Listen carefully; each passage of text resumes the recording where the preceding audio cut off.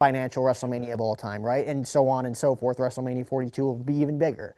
But what if they don't listen to the fans and they just push Cody aside at WrestleMania 40? What happens there?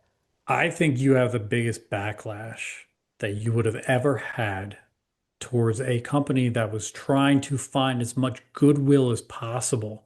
Cody was the guy as the White Knight to remind everybody, hey, Vince McMahon's out. You got to remember something. Vince resigned one day before that Royal Rumble. What did everyone talk about 5 days later? It was Cody with this weird standoff with The Rock. Is The Rock taking his title match? What are they doing? What's the story here? Not to discount what happened with Vince, but no one was focused on that at that point. It was the perfect segue for the company. If Cody doesn't go out and win the Royal Rumble and then point at the sign, knowing he's not getting that, but the reaction he gets, how different does the Royal Rumble, WrestleMania, the build, two-night main event? Is Roman working twice? No way. Is The Rock working? Nope. He's doing one night and he's gonna. The Rock beats Reigns.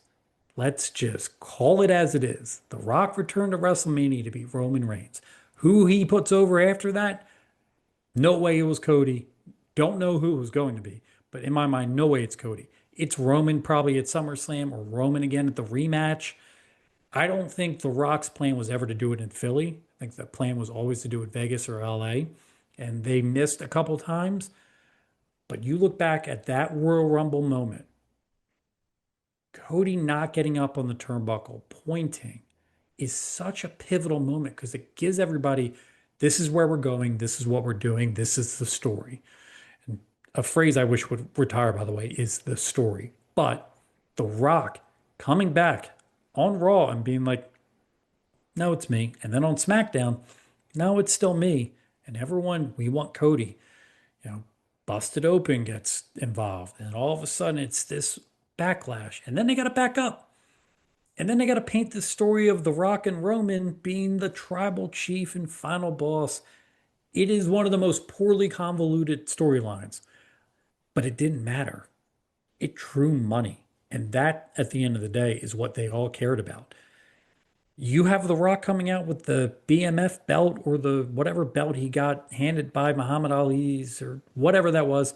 That was to make sure everybody knew, yeah, it's really me. Nobody else. It's really me. You take a look back the year before. What if The Rock wants to do that? What if it's The Rock comes back at WrestleMania? I'll do you one better. Sami Zayn wins that match, Elimination Chamber, right? And Cody won the Royal Rumble, right? What if you had Kevin Owens win a Royal Rumble?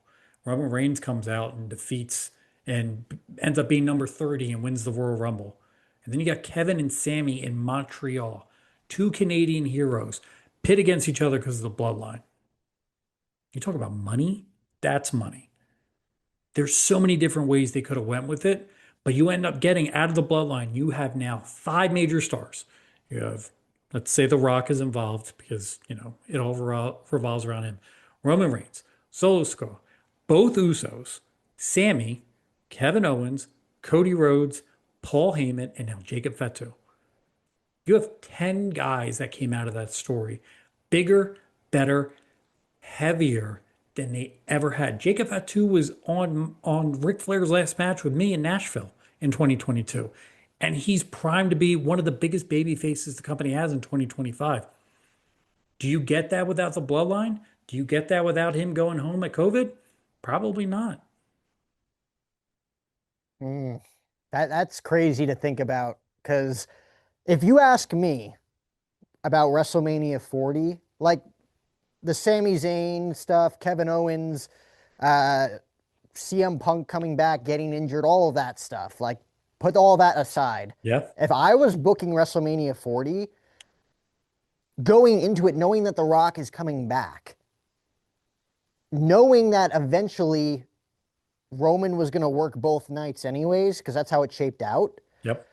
I know it was a tag team match. They split the time. Not really. I feel like Roman did a lot of the heavy work in that match. Yes, he did. He was exhausted. He was exhausted by the end of it. If he was going to have, if you knew that he was going to have both nights, Saturday and Sunday, I would have booked Rock versus Roman for the Ulafala on Saturday, and I Yep. would have booked Cody versus Roman for the WWE title on Sunday. Yep. Roman puts over, or Rock puts over Roman. Roman is as powerful as he could ever be, beating the High Chief, whatever The Rock calls himself, Final and is boss. just Yeah. um, the ultimate tribal chief, Yep. right? He runs that family. He beat the other biggest famous guy in the family. And then he goes in and then Cody beats him. That's the way I would have booked it going into it. Obviously, Dwayne didn't see it that way. He kind of had to come in and do his own thing. What I don't understand is that WrestleMania 39 was the place for it to be, but they like couldn't figure out certain. He's like, there was a certain thing we couldn't figure out. Like, if you booked the match at WrestleMania 40 the way you were going to book it, like, what was the thing? Like, what was the thing that WrestleMania 40 had that you couldn't do at WrestleMania 39? Because you were Exactly. going to get booed out of the building at WrestleMania 40. We would have loved to seen it at WrestleMania 39. Yep. Like that would have been the time and place to do it. That would have broke all sorts of records. All sorts of Um, records. so like I don't understand like what that missing piece that he says was because he kind of just came in and jacked the whole story up that was being told for 2 years. Um, and it's crazy to look back at because in either scenario, you're right. The Rock probably would have put himself over against Roman Reigns 100%. for the title. For the title, knowing that he wasn't going to be there full time, which didn't make sense at all. Yep. Because like, who would he have put over? Roman again in a rematch? Like you said, that's probably the most logical choice. They didn't really have anybody else at that point in time that was big enough to beat The Rock for the WWE Championship. Like, it was Roman Reigns, 50 feet of crap, and everybody else. Yep. Like that was kind of it. Like they had to build Cody up to be the one that eventually beat Roman Reigns. What if, here's a good what if. What if Drew McIntyre beats Roman Reigns in Cardiff, Wales at Clash of the Castle? When you think about that and the capability of having that market, 60,000 people in that stadium, and you have everyone just biting on every near fall, and he still loses. And then Tyson Fury comes in and sings, Bye bye, Miss American Pie. When you talk about, I understand Drew's frustration. I get it. But at the same time, Roman Reigns is what dictates what business is at that point because the goal all along was Roman and Rock. We did this dance for 5 years to get to Roman and Rock, and we still, 2025, don't have it. We talked about this 7 years ago.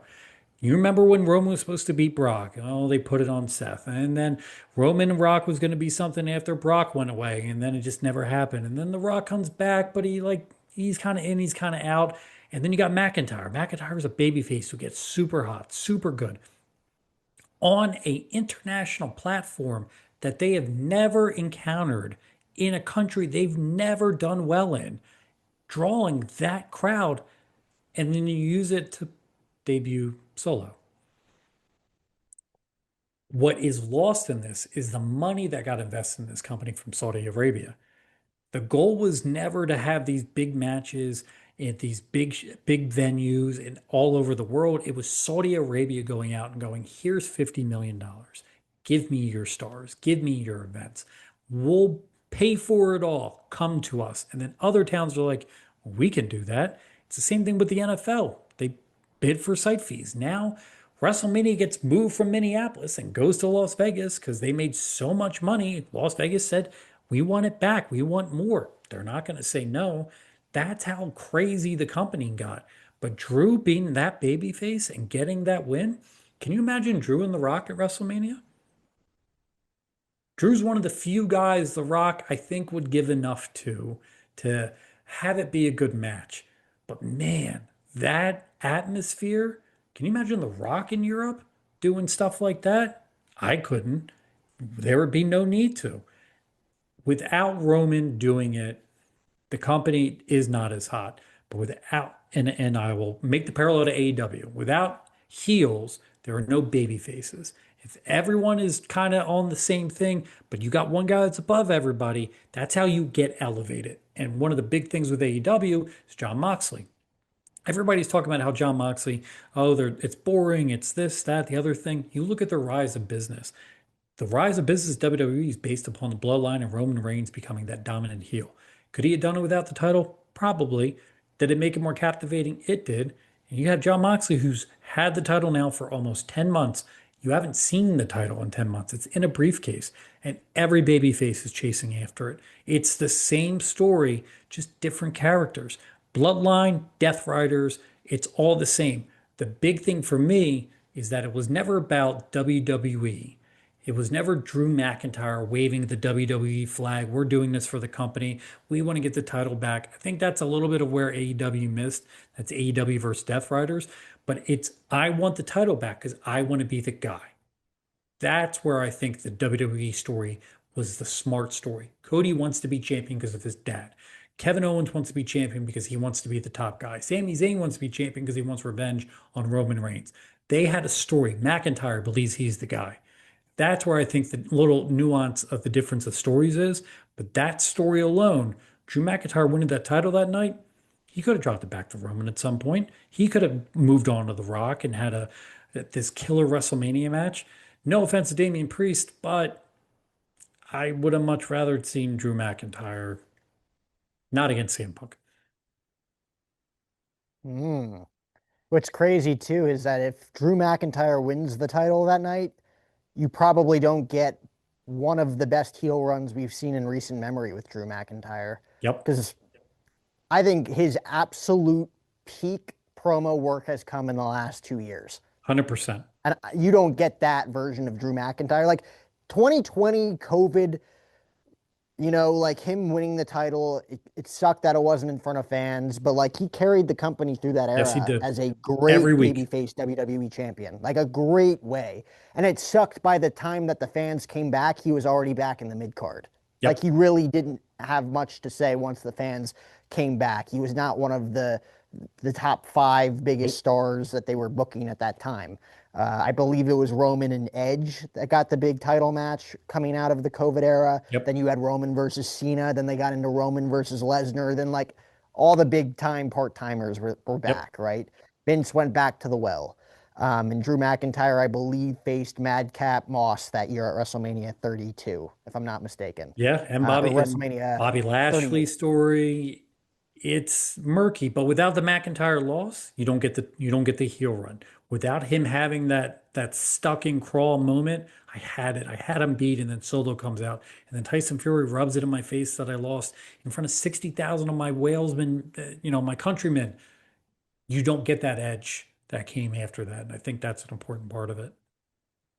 Yeah, them singing American Pie when Drew thought he was off air, like that is one of the most painful stories to hear from someone that like wants to climb the pinnacle of success in a company that he was once the chosen one. Chosen one.